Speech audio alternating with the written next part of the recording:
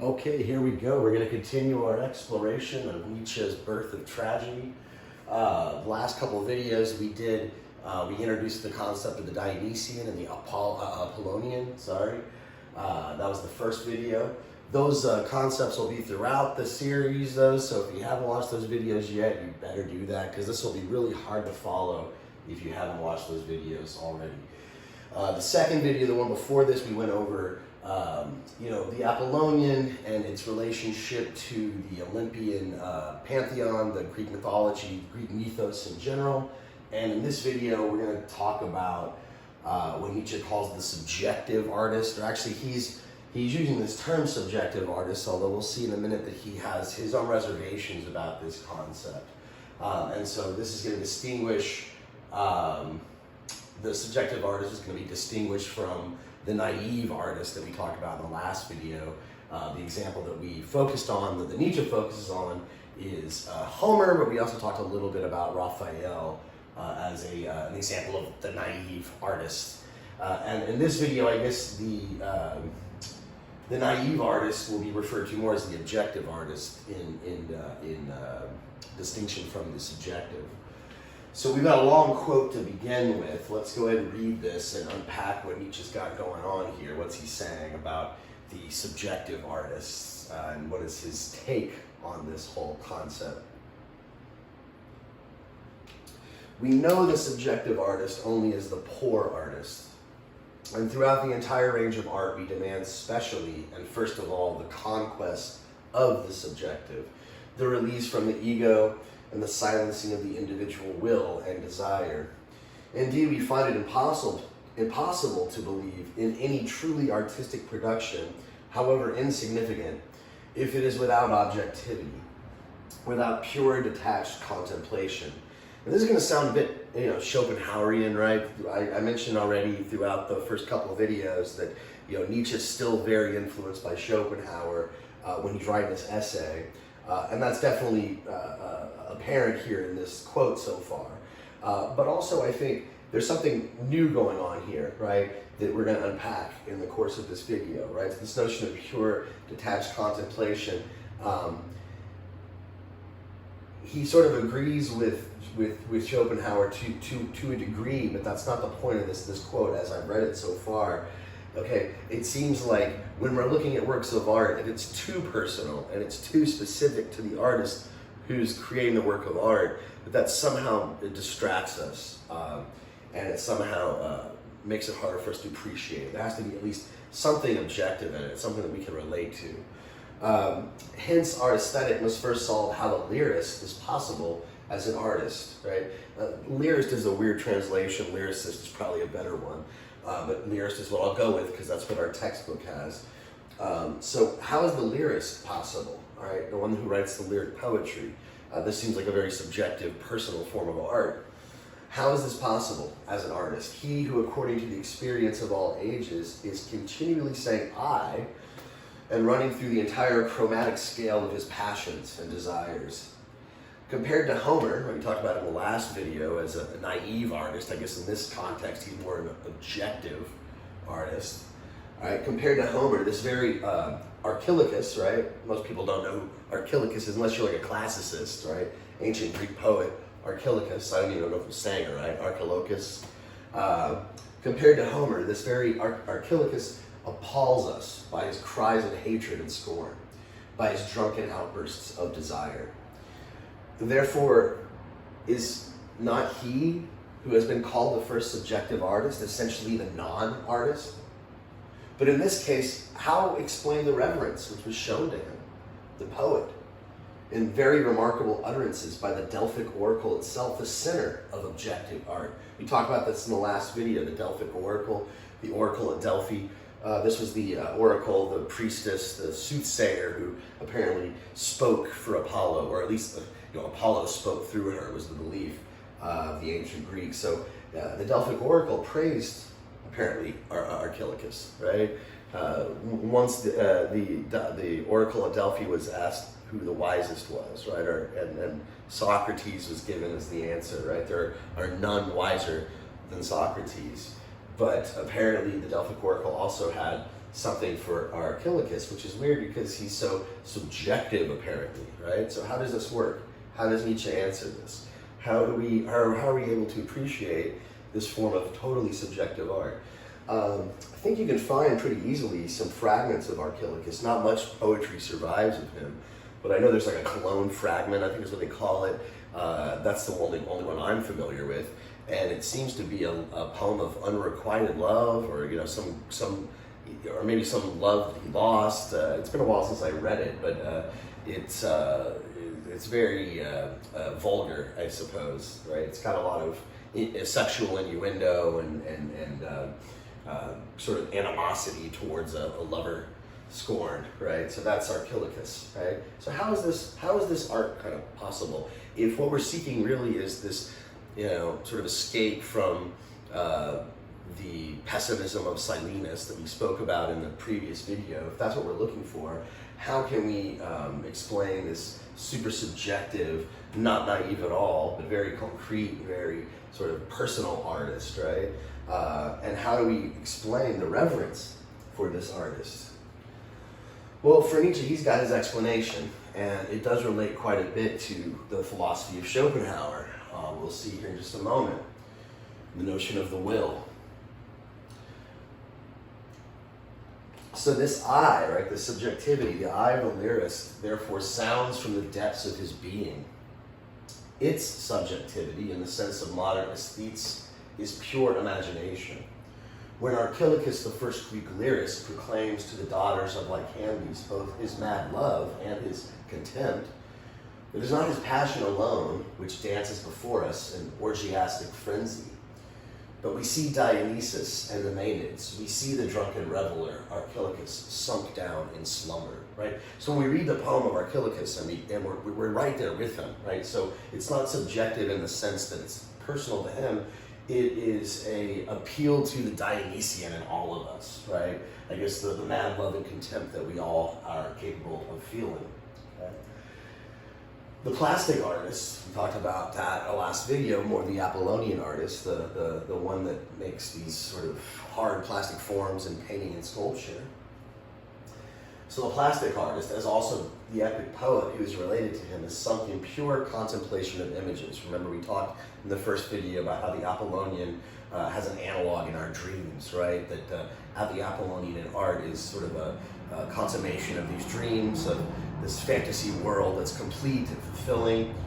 The Dionysian musician is, without any images, himself pure primordial pain, and it's primordial re-echoing.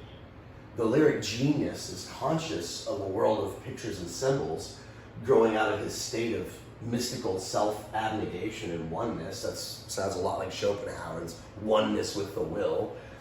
This state has a coloring, a causality, and a velocity quite different from that of the world of the plastic artist and the epic poet. Right? So the lyricist, right, not the epic poet, right, the one who writes lyric poetry, is not the naive poet. He's not the type of Apollonian artist, because the latter lives in these pictures and only in them with joyful satisfaction. That's the naivete, right? He loses himself. The Apollonian artist loses himself in his images, and it's a very detached appreciation. It's a very dreamlike state Nietzsche seems to describe here.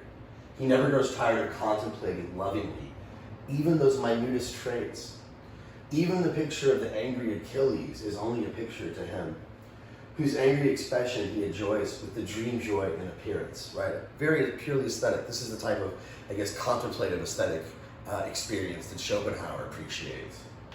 Thus, by this mirror of appearance, he's protected against being united and blended with his figures. In direct contrast to this, right, here's Archilochus, right? In direct contrast to this, the pictures of the lyrist are nothing but his very self, and as it were, only different projections of himself, by force of which he, as the moving center of this world, may say, I. Only, of course, this self is not the same as that of the waking, empirically real man, but the only true existent and eternal self-resting at the basis of things, and with the help of whose images the lyric genius can penetrate to this very basis. This is a part I think Nietzsche would be embarrassed of, right? This passage here, right? But it's straight from Schopenhauer, right? The lyric poet, when he speaks this for the self, it's not his personal individual self. It's that willless subject that's at one with all, the cosmos, right? That sort of, that willless knowing. I mean, he doesn't use that exact language, but that's what he's got in mind here, right? The very basis of existence, this eternal self resting at the basis of things, right? That's Schopenhauer speaking through Nietzsche. And again, I think he would probably, the later Nietzsche would be embarrassed of this passage, right?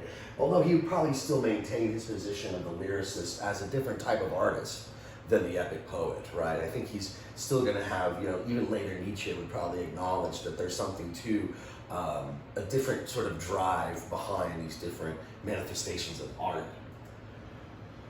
This antithesis, okay, so now he's going to get critical of this distinction, right? And I said earlier he wasn't that happy with this notion of the subjective artist, and you could probably gather why, because it's misleading. It's not subjective in the sense you're thinking, it's the subject that's the universal subject, right?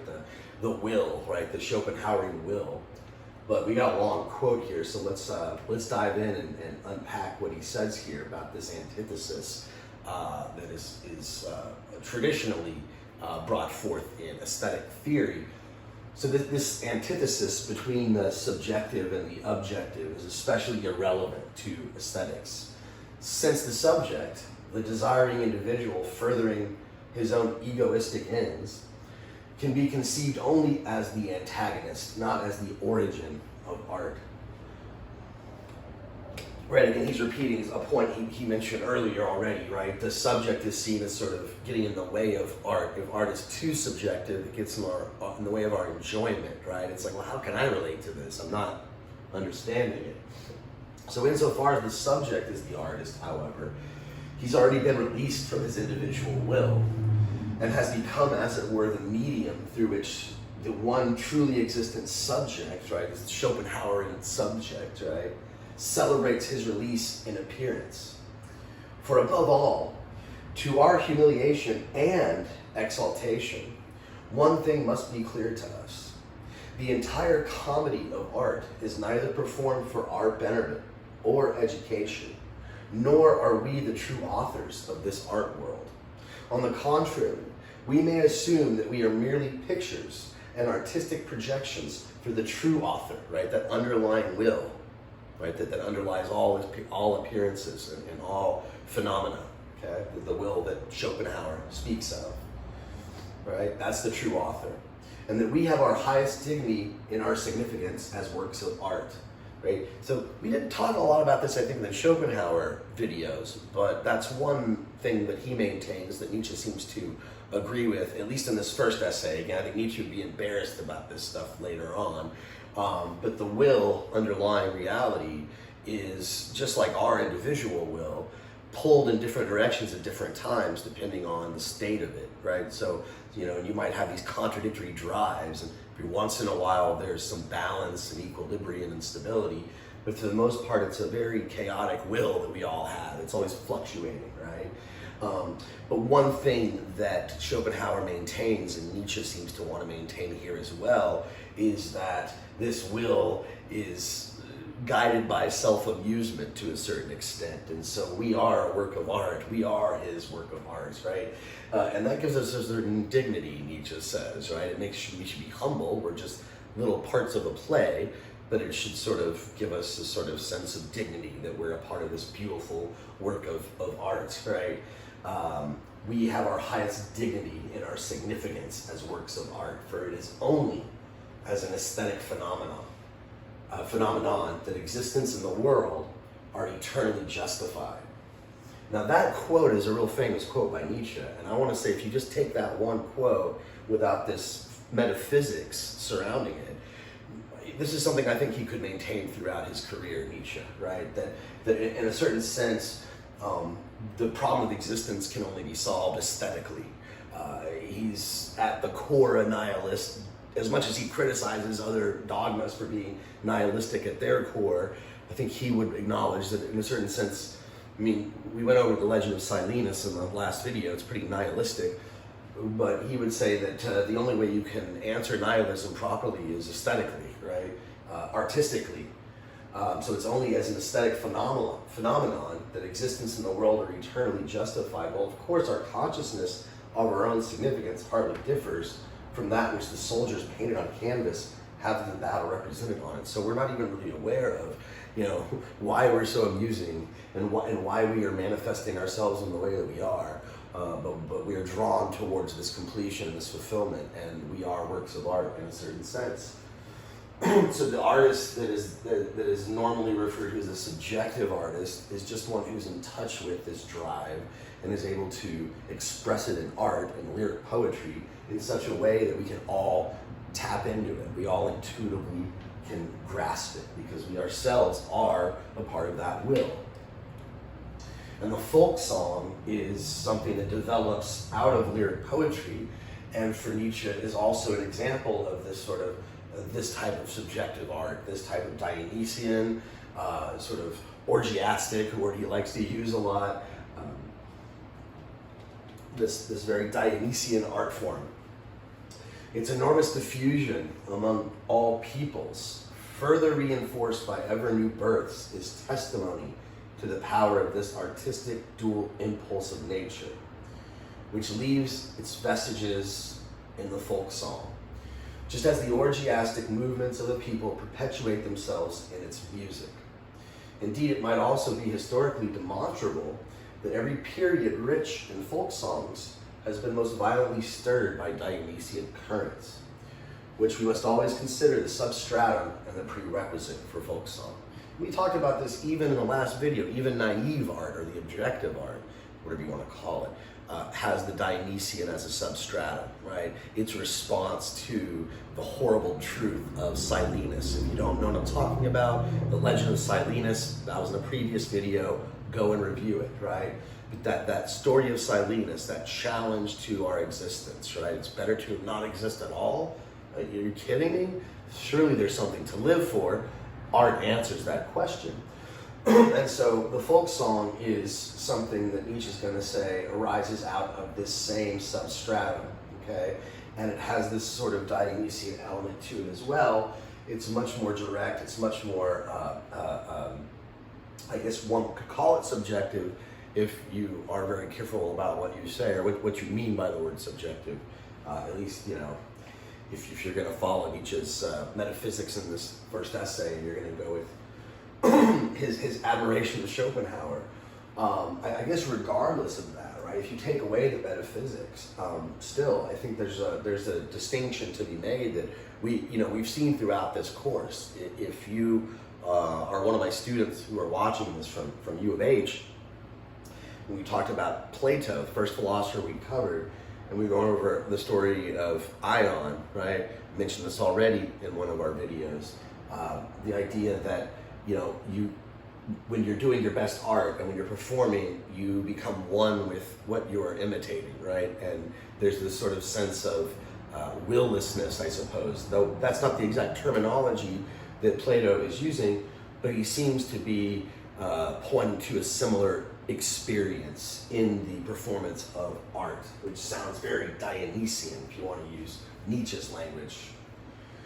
First of all, however, we must conceive the folk song as the musical mirror of the world, as the original melody, now seeking for itself a parallel dream phenomenon and expressing it in poetry. Melody is therefore primary and universal, and so may admit of several objectifications and several texts.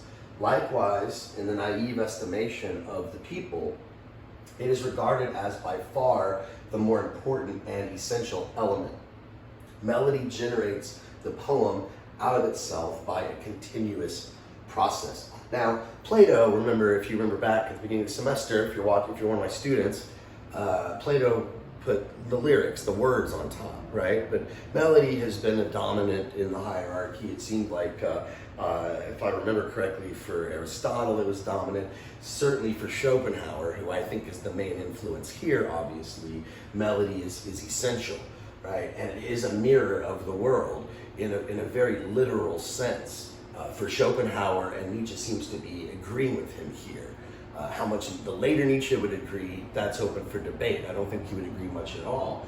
I think Nietzsche always had a deep adoration for music and might have thought it was direct and primal and this sort of thing. But as far as it being some sort of metaphysical mirror of the universe, I think that the later Nietzsche would have abandoned that idea that he's putting forth here.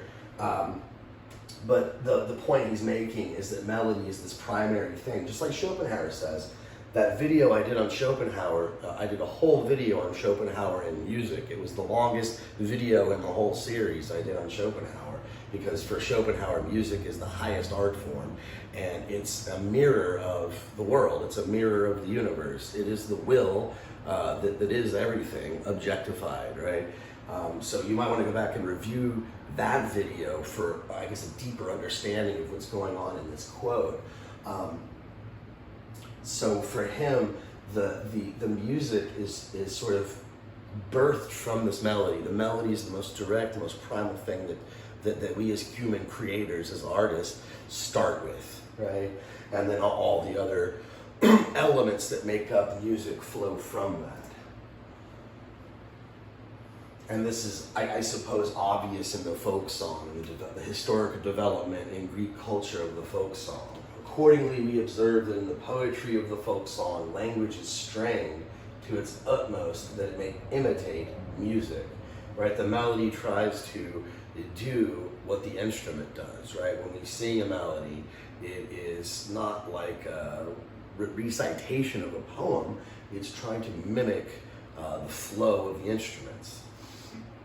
So we observe the poetry, the language is strained to imitate music. Hence, with Archilochus, it begins a new world of poetry, which is basically opposed to the Homeric. Okay, so we have a lyric poetry, which is more passionate, versus the Homeric, which is more naive, joyous, structured, less free-flowing, I suppose. In saying this, we've indicated the only possible relation between poetry and music, between the word and tone. The word, the picture, the concept here seeks an expression analogous to music, and now feels in itself the power of music. Okay. So a quick recap, just to end this video. Homer, again, is the first objective artist, the first Greek objective artist. Archilochus, the first subjective artist. Remember, Nietzsche has his reservations about that moniker, that label, subjective artist. So, don't get confused what he means. Subjective in that capital S Schopenhauerian will-less subject type of sense. And Archilochus, through his lyrical poetry, paves the way for the folk song, which is a union of the Apollonian and the Dionysian, right? The folk song, the lyrical poet, it's a sort of structure, it has a meter to it, that's the Apollonian part, but it is Dionysian at its core, right? It has this sort of free flow and this sort of direct primal connection to one's feelings and emotions, not one's images and ideas in one's head, nothing dreamlike, okay? So in the Apollonian, the subject, the I, is essentially dissolved as the primal lust for pleasure and semblance is processed through the dream imagery of the Apollonian, right? The I that speaks in lyric poetry, of course, is the Dionysian subject, the subjectless subject, the subject that is at one with all mankind. If that's confusing, it doesn't make sense, we went more into details of that in the first video where we first introduced the notion of the Apollonian and the Dionysian in art. But I think this is a good place to pause. So we'll pick up the next video right where we left off, and Nietzsche's going to get a lot more into music, and he sees music. So we've talked about, the naive artist Homer as a sort of Apollonian artist primarily, and then the more Dionysian artist Archilochus, right? We talked about those two. Archilochus paves the way for the folk song, which is a bit of a blend of Apollonian and Dionysian. After this, Nietzsche's going to talk about how music in general and the folk song itself eventually develops into the Dionysian chorus and into Greek tragedy. And in fact, the original title of The Birth and Tragedy was a bit longer. It was The Birth of Tragedy through the spirit, or from the spirit of music. And so this next video will focus on that. How was tragedy born from the spirit of music? So let's stop it there and we'll pick it up right here on the other side. Thanks for sticking around till the end. See you next time.